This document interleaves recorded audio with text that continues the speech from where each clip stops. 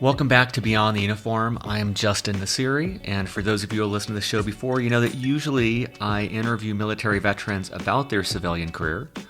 My intention is to show that veterans can do absolutely anything, any career possibly imaginable, but also to show that most people underestimate what it takes to do anything. And so to talk with veterans, have them share more about what they do for a career, explain that to an active duty audience, and then talk about how they got there, common ways to get there, and advice to other veterans who may want to follow in their footsteps. Today we are going to be talking about skills beyond the uniform. We'll take a break from the traditional interview format, and for episode number 150, what an incredible milestone. I appreciate all of your support, listening, encouraging me, and helping the Beyond the Uniform community get to this incredible milestone. I actually wanted to talk about something I was hesitant to talk about, but I think would be really, really good to dive into, and that is silent meditation retreats. The timeliness of this is that I just got back a few days ago from my fourth week-plus-long silent meditation retreat. And I wanted to talk about that because I think it could be really helpful for many veterans, and it's been incredibly powerful for me. It's been a very big part of my life the last 4 or 5 years, so I wanted to share that with the Beyond the Uniform audience. As always, in the show notes at beyondtheuniform.io, you'll find links to everything we talk about, a rough transcript for this episode, and an opportunity for you to leave a positive iTunes review, which would be greatly, greatly appreciated. So with that, we'll dive in, and the agenda, just to kind of set the stage here, is I thought of breaking this up into 4 parts. The first part is just going to be a very quick, abbreviated background on meditation, what it is, at least to me. I know everyone probably has different experiences, but what meditation is. And then we'll dive into part 2, which is why you, as a member of the active duty or as a veteran, might consider a silent meditation retreat. Part 3, I'll share my experience with meditation retreats. We'll talk about the structure, what it is, how it works. And then part 4 will end just briefly with some resources if you're curious to learn more. So part 1, background on meditation. Dan Libby in episode 123 talked about the Veterans Yoga Project, and he talked about meditation in that. He even went through a brief exercise around meditation, which is, in my view, very closely linked to yoga. So just to avoid being redundant, everything I say in this episode is just my experience and my point of view. And I don't want to get redundant saying that over and over again. So that's a preface for the entire episode. But it's not about religion. The retreat that I was just on had people in the group there was a Christian pastor, there was many Jewish people, atheists, agnostics, pretty much every demographic, every religious belief, every lifestyle was represented in the room. And I view it much more as a tool that regardless of your religious or non-religious beliefs can really help you to lead a more fulfilled life. At essence, my experience with meditation has been it's about being present and aware of what's happening, being honest of what is going on right now in this moment. Not living in the future, dreaming of what might be, planning about what to do next. Also not dwelling in the past, beating ourselves up over past mistakes or daydreaming about things that occurred years or days ago. But really being present and open to this moment right here and doing it as much as possible without judgment. Being open to whatever the experience is right now. That could be physical discomfort, that could be joy or excitement, that could be fear, that could be anger. Wherever you're at, you're probably experiencing something else right now. And the realization driving this is that this moment right now, when you're listening to this is really all we have. The future and the past are really just in our minds. They don't really exist, right? They're just memories, but this moment is really all that's real. And, I oftentimes find myself living on autopilot. That was one of the big realizations on my first silent meditation retreat, just really realizing how much of my life is on autopilot. I'll drive to the store, and I don't even remember when I arrive at the store. I don't even remember the road getting there. I don't remember. It's like who was driving the car from my home to the store. Or I'll often be at dinner with my wife, and she'll be saying something, and I'm thinking about a work-related email, something I need to do, and I'm just not even there with her. I'm there physically, but not mentally. And a part of this is. Part of this, in my view, is about being present. I didn't really even know where I was going to go with that. See, that's just a sign I wasn't being present right there. But it's about being fully present in each moment, curious about what's going on right now. One of the stories that jumps out to me is that when I was first introduced to meditation about 5 years ago, I watched a video by a popular person named John Kabat-Zinn, and he did this exercise. We did this along with the video, but he passed out a single raisin to people, and we each had our own single raisin. And we put that in our mouth, and you had your tongue go over this raisin, and you feel all these little tiny crevices, and you feel the dryness of it, you feel the texture of it, and then you bite into it just once. You just bite a little bit, and you taste how much flavor there is in that raisin, and you drag out the eating of this raisin for several minutes. And the thing that struck with me is like, man, when I eat raisins, I eat them by the palmful, right? I'm shoveling these things into my mouth. I'm really not even tasting them.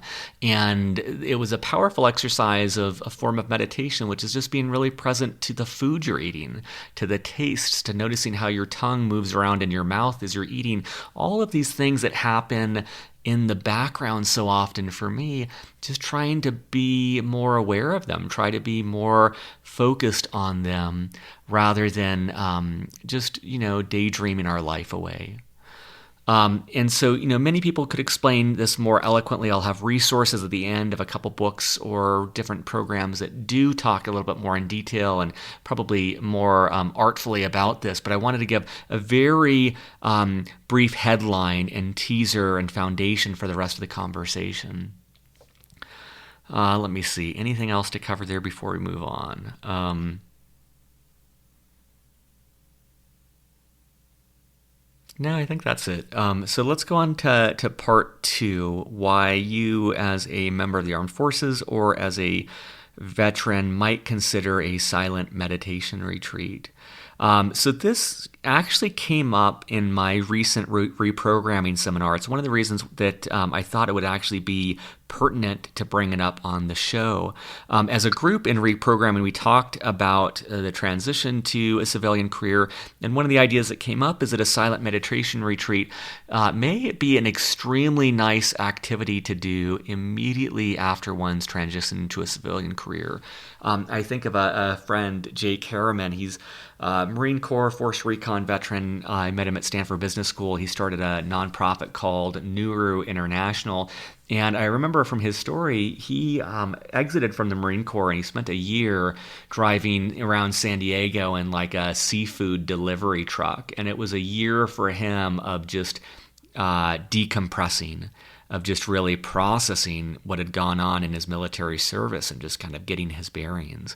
I view it in a similar context. So a couple reasons, let me see, 4 reasons I thought of why you might want to consider this. The first is exactly that, decompression. I'll talk about next the structure of the retreat, but it's an extreme unplug. In some ways, I view it almost as a sensory deprivation tank of sorts, where you're disconnected from your daily life, from the news, from email, from texting, from phones, from just all of the things that keep me distracted in my day-to-day life. Most, not least of which is the phone, right? I'm waiting in line at Starbucks. I'm staring at my phone. I'm hopping in an elevator. I'm looking at my phone. Every spare second, I plug with this device. And that comes at a cost. So the first reason is this decompression. And so it might be an ideal way for many of you to take a step back and reflect on the last 3, 5, 10, 15, 20, or 30 years you spent in the military doing what less than 1% of the population does or even understands what it's like to serve in the United States military.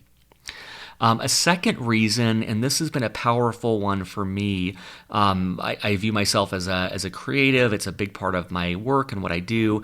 But that second reason is tapping into your intuition.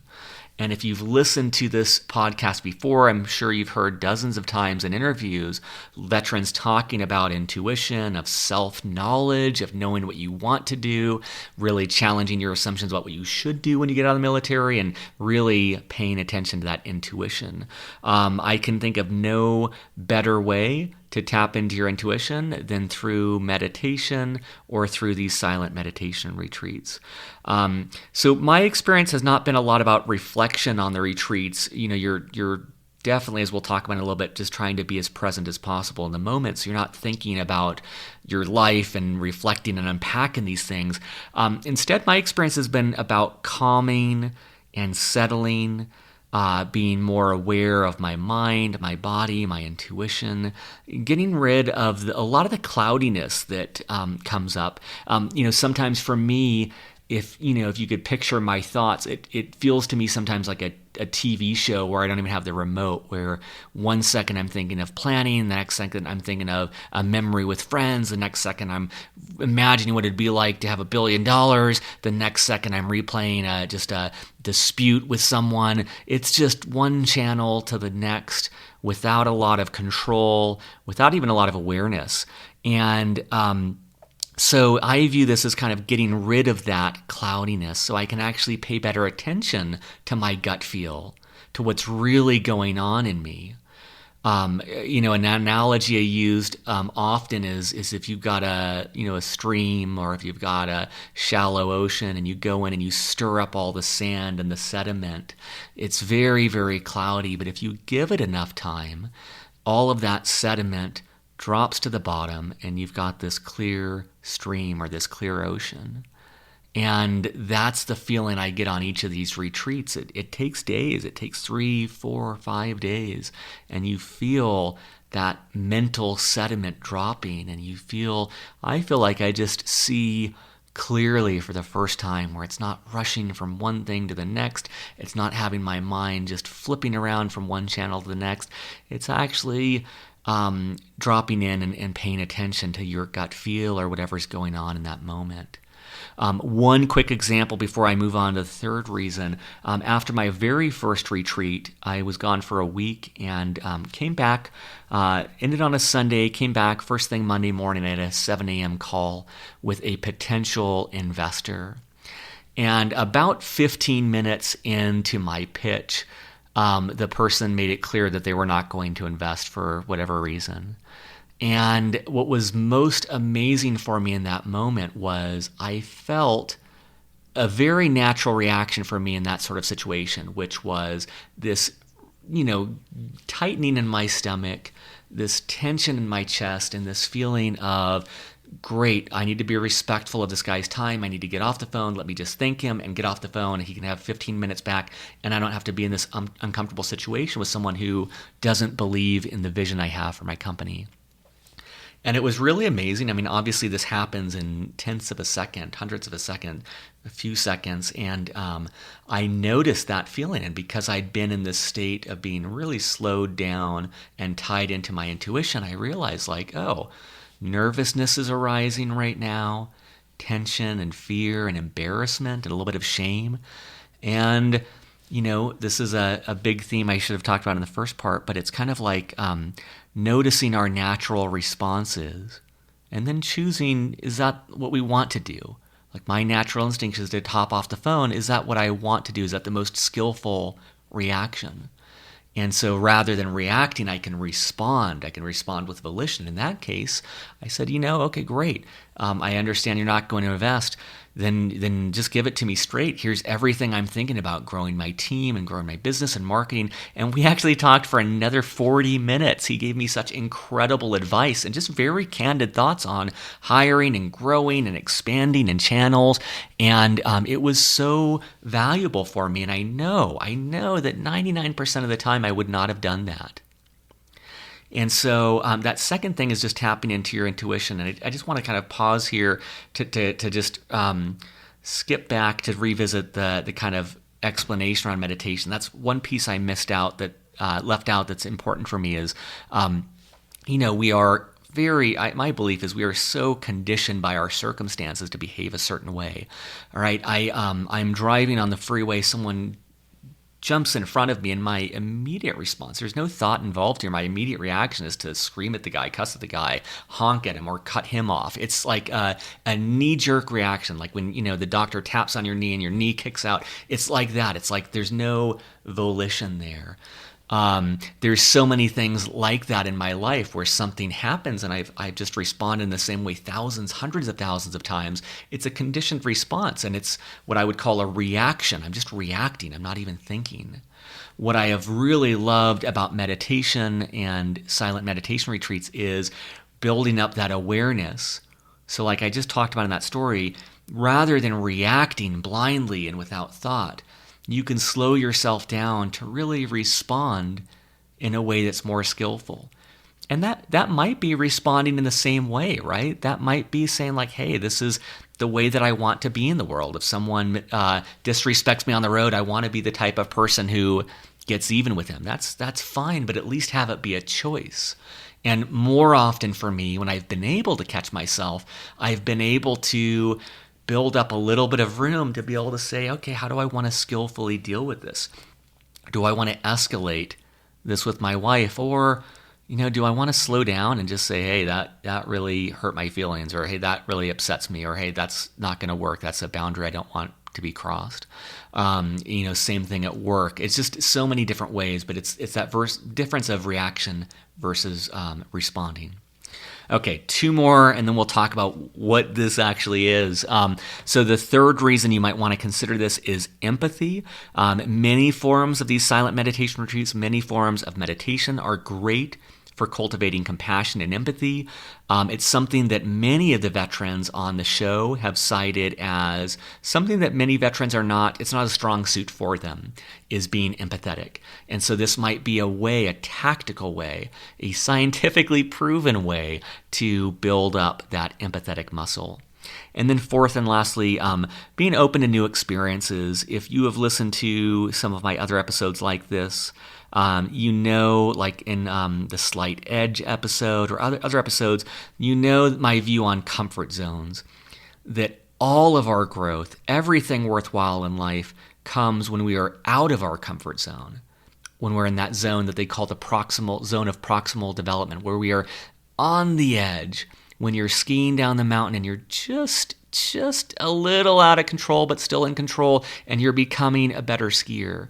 When you're rock climbing and you're stretching just beyond your grasp, or you're taking a route that you've never done before, that is where growth occurs. If you're playing a musical instrument and you're trying a piece that's just a little bit more difficult than you're used to, that's where the growth occurs. Not playing the same song you've played a million times and can play by heart. Not taking the same rock climbing route. Not skiing the bunny slopes all the time. Just getting yourself out of your comfort zone. And I say this because, for me, 4 years ago when I did this, my wife dragged me literally kicking and screaming to my first retreat. I was in a coffee shop doing work minutes before this thing was supposed to start, and just talking about how there was no way I could leave work for a full week. There was just no way I could do that. And it was definitely out of my comfort zone. And the growth I received as a result, the reward for that, continues to pay dividends. Many of the people on the show have talked about having a budget for personal development. I wholeheartedly agree with that. Conferences, seminars, books, programs, things to challenge you, to push you further, to have you grow faster. And I would say that of all of the things, and I've done so many different things in professional and personal growth in the last 5 years. I would say that meditation and the silent meditation retreat is by far the most impactful. And I'm not alone on that. We'll talk about that in the resources. It is definitely, Google, top companies in Silicon Valley, everyone is having some form of meditation just because the proven benefit for concentration, for focus, and things like that. So that's the reasons why I would recommend you check this out. So let's dive into the bulk of this. Many of you are probably saying, what the hell is this anyways? Let's talk about part 3, which is my experience with silent meditation retreats. So my path in getting here, just to lay it out in case it's a path that anyone else would want to take, there's many ways to go.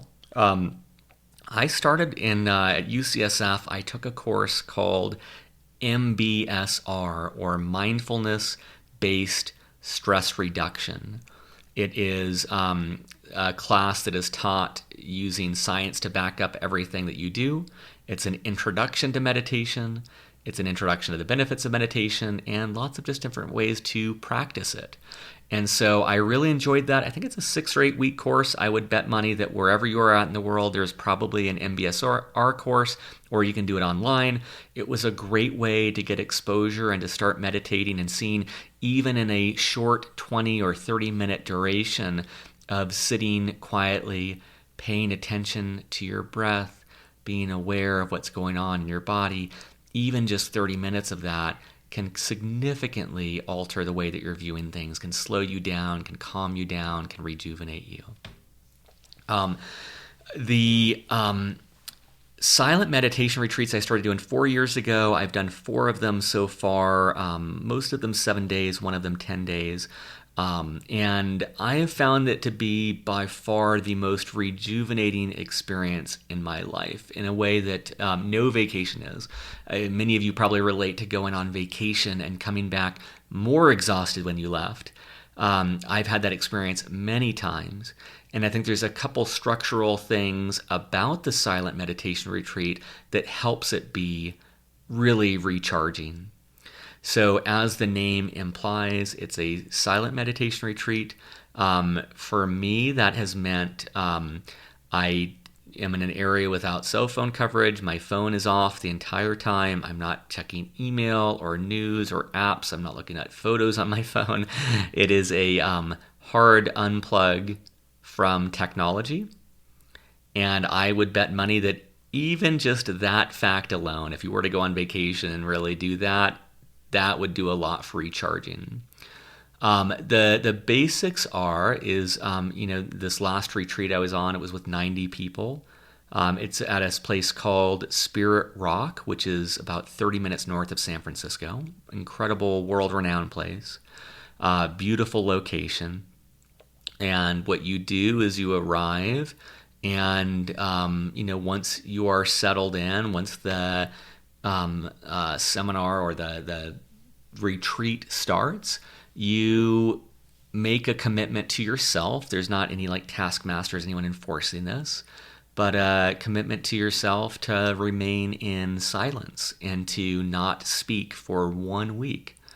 And that, there are some caveats, every day you have teachings. We'll get into the daily structure in a second, but every day you have teachings, and they'll have a Q&A period, and so you can talk to ask questions, and each day you're meeting either in a group or one-on-one with one of the instructors, and you can ask them questions. And you're also, part of your activity is you do some sort of work assignment, like cleaning pots after meals or sweeping up for a half an hour. And they have what's called functional silence. So if I'm cleaning pots and I need someone to hand me the towel, I can say, hey, can you hand me the towel? But it's just trying to be mindful of speaking. And what I have appreciated about this as an extreme introvert is I have just really reveled in the lack of small talk. That when I'm at a meal, I'm sitting there and it's, very silent. You're in a cafeteria environment with 90 people, and you're just focusing on the food. You're focusing on tasting it and chewing on it, and you're just being fully present eating. And it's not, where are you from? What do you do? How's the weather? It's trying to eliminate speech as a distraction. It even extends to eye contact. You're encouraged to just kind of not make a lot of eye contact. Even that can be a form of communicating. And, you make eye contact with someone, you want to smile, you think, what are they thinking? It's just distracting. But it's trying to cultivate an environment where you can look as inward as possible and you can go as deep as possible inside yourself without worrying about other people, your impact on them, their impact on you. And I hope that makes sense, but it's kind of eliminating those distractions. The structure of the day for the retreats that I've done is at 6:30 in the morning. You have, overall, we'll go through a schedule, but it's going to be alternating between seated meditation, which is probably what most of you think of when you think of meditation. You're seated, you're paying attention to your breath, you're remaining still, you're trying to just really go inward. And then alternating between that seated meditation and what's called walking meditation, which is a very original name. It's very hard to understand what that might be, right? It's just walking, back and forth, paying attention to your feet hitting the ground, paying attention to the change in pressure on each foot as you lift up, paying attention to your body's movement. It's actually a nice contrast to seating because it's something you do in everyday life and you realize how little you pay attention to your body when you're moving. That's coincidentally one of the reasons why I think yoga is such a great complement and is such a meditative art of, these movements and trying to pay attention to your breath and the feeling of your body as you move. And for many of you who might not be ready for meditation, yoga is a great gateway where you might find it more relaxing. You might be able to be more present and more aware of your body through movement and through postures and through that tension and exercise. So starting at 6:30, you would do 45 minutes or so of seated meditation. You would then go to meal. You have breakfast. You have some free time after breakfast where I try not to even take books or anything that would take me out of just being, frankly, bored. Just really bored, really present. And 9 or 9:30, you'd go back, you'd have another 30 or 45 minutes seated meditation, followed by 30 to 45 minutes of walking meditation, and just basically going back and forth on that. And each session, they have some sort of instruction. They have kind of a lecture each day talking about whatever the topic for the retreat is. Like I said before, you'll have meetings with instructors where you can talk about, like on this one, this was my 4th retreat, and even, 2 or 3 days in, I was just really struggling. I noticed that my mind just wanted to fast forward to the end of the retreat. I wanted to just skip ahead, get to the end, check it off my list of things that I've done, have some sort of great insight, and go back to my life. And so it was a real struggle just slowing myself down and recognizing that and saying, okay, it's okay to feel that way, but I want to be here right now. And so that's the basic structure of the day. And that goes up until 9:30 at night. Seating, walking, lecture, work, eating. You're just kind of alternating through all of those. And, the Dalai Lama or more experienced people would say that, all of life is meditation. It's not, you are practicing in a seated posture or walking, but you're trying to cultivate that sense of awareness in everything you do. So when you walk to the dining hall, it's not just checking out and booking it to the dining hall. It's, can I walk there a little slowly and pay attention to what's going on and look around me and actually see the beauty of my surroundings. It makes me think of, in this MBSR course, one of the exercises the instructor gave me was when you're at a red light, just take a deep breath and use that as an invitation to be aware. And I found it so mind-blowing. I would encourage you to try this. I would get to a stoplight and it was like seeing the world for the first time. I saw people walking and talking and laughing and little kids and the trees blowing, the wind blowing the trees and buildings. And you start to realize, like, man, there is so much life in every second. And I'm so quick to tune that out. So that's the that's kind of the structure. And I wanted to talk just lastly about the types of retreats, the ones that I have done. There are so many different types of retreats, and that's one of the great things as well. You can kind of find the flavor of what you're looking for. The very first retreat I did was it was called Transforming the Judgmental Mind. And the man who teaches it is absolutely brilliant. He goes through a series of exercises to try to uncover the way in which our minds judge things and to try and cultivate awareness around that. So literally, like, after this, I would keep for a while a log of judgments. So I'd be walking to work, and I would just log it. Like, oh, I saw some dude in a crappy car, and I judged him for being a loser for having a car. And I saw a lady who was overweight, and I judged her for that. And you just start to realize we are just judging machines. And part of the nature of this retreat was realizing that all of those judgments, when we are projecting that on others, it's really an indication of there's something there that we are judging in ourselves, right? Like when I see someone who's overweight and I judge them, it's like, what is the fear beneath that? Is it a fear that I'm lazy? Is it a fear that I'm overweight? Is it a fear that I'm just one step away from that? When I see someone who's driving a shitty car, what is the judgment there? Is that my fear that I won't be enough? Is that my fear that I won't be successful? Is that my fear that other people think I'm not successful? And so he went through in this week-long retreat that was kind of the basis of the lecture of how can we uncover and drop down into these judgments and what that says about who we are. And, when we talk about those knee-jerk reactions, judgments play a massive role. The judgments we have just factor in so quickly. And so becoming aware of them and unwinding them, I picture these tangled knots that you're getting rid of. You're able to better understand yourself, better understand your intuition, and, in my view, really get back to who we really are. I think sometimes we experience things in our lives and trauma and different things, and we get these wounds, and then we start favoring our right side or our left side emotionally, and we act in ways that, once we can be aware of, like, oh, I've got a lot of pain emotionally in this part of me, and if you can heal that pain, you can get back to emotionally running without a limp. I don't know if that makes sense, but this thought of just uncovering the different things that have really affected us and caused us to respond in ways that really don't serve us. It doesn't serve me well to blow up at someone at work. That's not going to increase my career, my personal life, or even my satisfaction, fulfillment. So that was the premise of the first one, which was non-judgment. The second one I did is one that's called an insight meditation retreat. And I would say this is probably the most representative. The entire portion of insight meditation, or my experience of this retreat, was just to be aware in every moment. And so when you're seated in meditation, you're paying attention to your breath, and then, oh man, you feel so fucking furious. I'm like, oh man, I'm so angry. I just want to get up. I'm so sick of sitting here. And it's like, all right, great. Can I recognize that impatience? Can I recognize that anger? And can I be okay with it?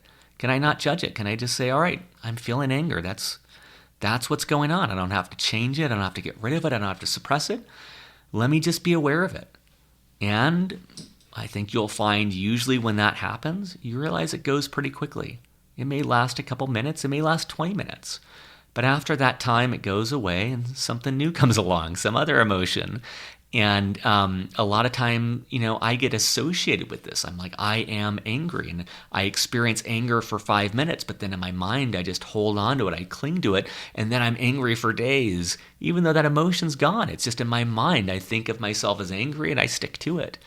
And so that's a very powerful type of retreat, this insight meditation, where you're literally, I know it might sound boring, which it is. It might sound very simplistic, but it's incredibly complicated to sit and without judgment pay attention to what's going on. And honestly, so often it feels like a thought came up behind me and chloroformed me and just dragged me off, right? I'd be sitting there, my mind wanders, and 15 minutes go by. I'm like, oh man, where the hell was I? And that's okay. You just come back to the present moment and sit. You're just building a muscle. You're just practicing. And it's amazing seeing the things that come up, for me, like noticing so much guilt about mistakes that I've made in my life, about things I did 15 years ago, 20 years ago. A random thing like the Naval Academy at my sponsor's house. I was sleeping. It was my rotation to go and pick someone up from the airport, and I just pretended to sleep in and refused to get up, and someone else had to go get them. And so I noticed that. I'm like, oh man, I'm still really ashamed of that. I'm really embarrassed by that. And that's okay. It's just kind of building up that awareness. It's almost in a way like mapping out your mind and starting to see how your brain works and how your mind shifts from one thing to another. And it's extraordinary because, the first day or two, you're exhausted and just, it's so difficult to focus even for a second. And after 3 days, 4 days, 5 days, the sediment in that water starts to drop down and you start to see things more clearly. And that's the factor where I think that intuition really plays a role of starting to feel pay attention. And it's so extraordinary, beyond that work situation, just little things where it's like realizing, like seeing someone struggling with their groceries and actually like feeling compassion and going and helping them when I might not even have noticed them before. And so the last retreat, I've actually done this type of retreat twice. This is the one I did most recently. It's called Metta, METTA, which is just a Pali word that means, you're cultivating kindness. Really just trying to be as kind as possible. Kind to yourself, kind to those around you, kind to those kind to those you don't know who are just you're indifferent to, and trying to work up to be kind towards those we don't like. And this thought of not condoning someone's behavior, not making it acceptable, but trying to build a muscle to still be able to show love and kindness to even those who have wronged us, even those that we find despicable. I think, there's so much to talk about here. If it's of interest, let me know. I can talk great depths about this, but this has been really powerful. This is actually something I've committed to doing for the rest of the year. I have like a daily meditation practice where I meditate each morning and really cultivating this kindness. And what was most surprising, I'd done a 10-day retreat around this. What was most surprising for me in this most recent one was realizing, the whole week is around kindness to different people, to think of the cashier at a grocery store and picture, being kind to them and building up that compassion and kindness towards them and gratitude and things like that. But for me, I realized, and I know I wasn't alone on this, the bulk of the week, actually almost all of it for me, was expressing kindness to myself. And in many ways that feels selfish. It feels like, oh, I shouldn't do that. But also I realized, it's kind of easy for me to be kind to a stranger. I'm great at it. I'm an asshole sometimes to my wife. She's probably one of the few people I'm comfortable enough with to actually be a dick to, but I'm like a stranger. God, I've got good manners. I'm going to be really kind to them.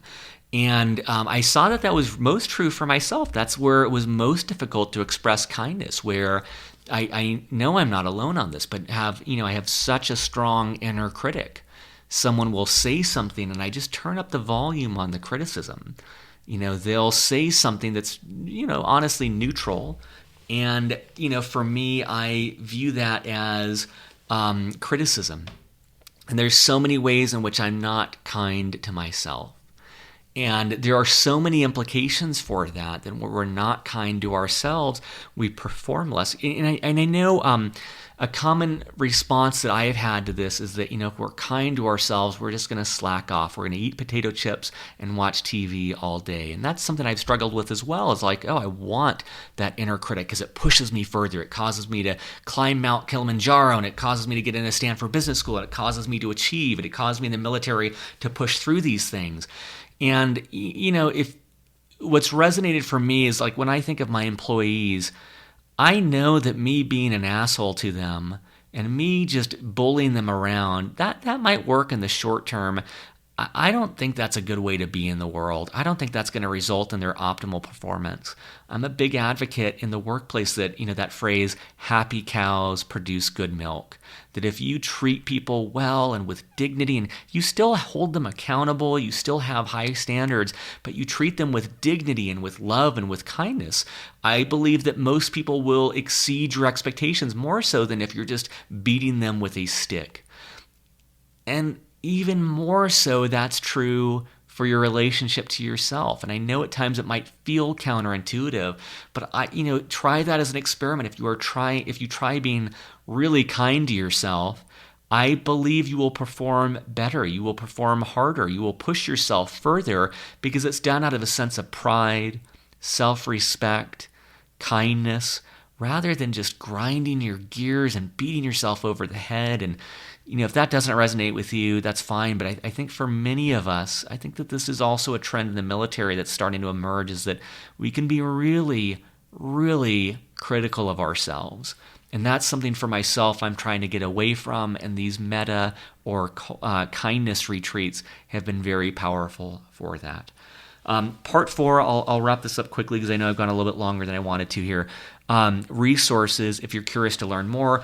MBSR, mindfulness-based stress reduction, that's the first thing that comes to mind. 6-week course, I think 3 hours a night. There's probably many different formats. It is very sterile in the sense that there is no hint, trace, or anything of spirituality. It is very scientifically based. It is very tool-based. It's very, you'll hear people like Tony Robbins and Tim Ferriss and everyone's talking about meditation now and the benefits. So it really delves into that. That is a great gateway. Stanford has a compassion class. I've done that as well. That's great. I didn't, not while I was at Stanford. I did it through someone who learned there and then taught it, but if you look up Stanford Compassion class, I'm sure you'll find that can be offered remotely as well. A couple books. One is called 10% Happier. Excuse me. Highly recommend this. It's by an author named Dan Harris. He was an ABC News anchor, I still believe. He was on air and had a nervous breakdown. That caused him to take a step back from work and really unpack what the hell was going on in his life. And that led him to meditation.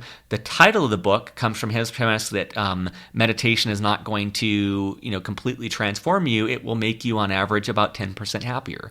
And it's just a tool set that you can use. It's a muscle you can build, and it's exercise you can follow that can actually make you happier. So 10% Happier is great. I really like the way that he tells the stories in that. It's very relatable. This is a, he talks about on ABC, he was, big time coke addict, or not big time, but had done cocaine and was a workaholic and just doing everything, just really career driven. And so it's kind of a relatable perspective, and then it's not coming from, he talks about sometimes when you talk about meditation, you feel like there should be a pan flute playing in the background. And sometimes people talk about it in ways that are not as accessible and with words and terminology that just don't resonate on a daily basis. So that book is great, 10% Happier, Dan Harris. It'll be in the show notes.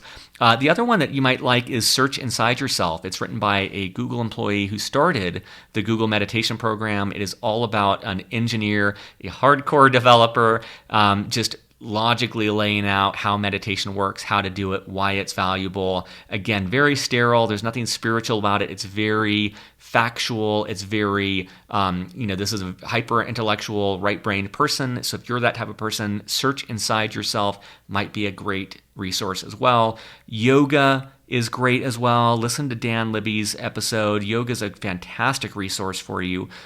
Could be a great way to just, I think actually for most veterans, that might be a better way to experiment with meditation, because you're being aware of your body, you're being aware of your breath, but you're also moving and doing some strenuous stuff that might resonate more.